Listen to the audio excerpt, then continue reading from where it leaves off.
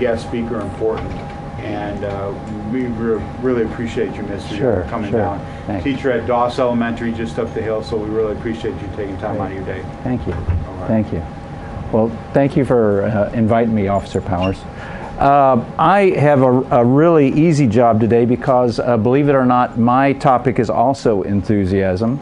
And believe it or not, I'm also a teacher. I'm Michael's dad, and I've been teaching now for about 10 years. And I've started getting into teaching to try to help kids with their life and to help them do things better and figure it out. And I want to take a little bit different slant from Mr. Shane. One of the things about enthusiasm is working past adversity. And so that's a big part of my job, is not just helping kids with stuff that they know, but helping kids with stuff they don't know, and how do we help them overcome that. So I wanted to start with a story of back a long time ago when I was a little bit older than y'all. I was a college student at the University of Texas, and that's where I started my career. Is I was working in engineering. I have a degree from the University of Texas here in Austin. I've got a degree in aerospace engineering, and so I started out my career when I was in college. I was working on this thing, it's called the space shuttle. So back then, I'm going to pass that around. Back then, they were just launching the space shuttle, and they were having problems. Space shuttle comes in, as it comes back into the Earth's atmosphere, it heats up really, gets really hot. And so I was able to do some testing, some wind tunnel testing on what the effects of the heating was as you're going at hypersonic velocities, and how to best design the surface of the shuttle and make sure that things don't happen. I don't know if you've heard, there's some problems with the shuttle. If things get really hot, then you have some catastrophic problems for the people inside. So it was a really cool job, and I got to do that for a while. And so I thought when I got out of school, when I got my degree in college, that I'd just go out and have a great job and do some wonderful things.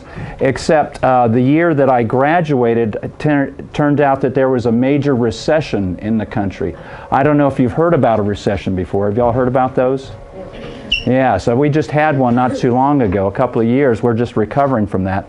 So I was unfortunate enough to graduate the same year a major recession came out, and the President of the United States that year decreed that there would be a freeze on all government jobs. So when I was working with on the space shuttle, that contract that I was working on was with a company called NASA. Have you all ever heard of NASA? Yes. Okay.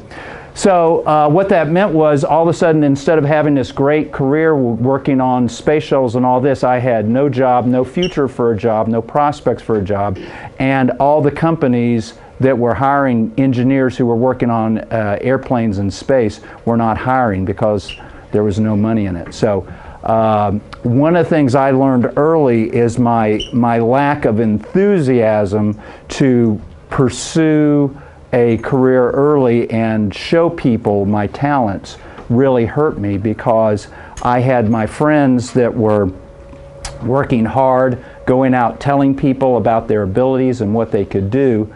They were the ones getting the jobs. I was sitting back. I thought, well, hey, I'm a smart guy. Look at all this good stuff I'm doing. People are just going to want to hire me because I'm so great. And it didn't work out that way.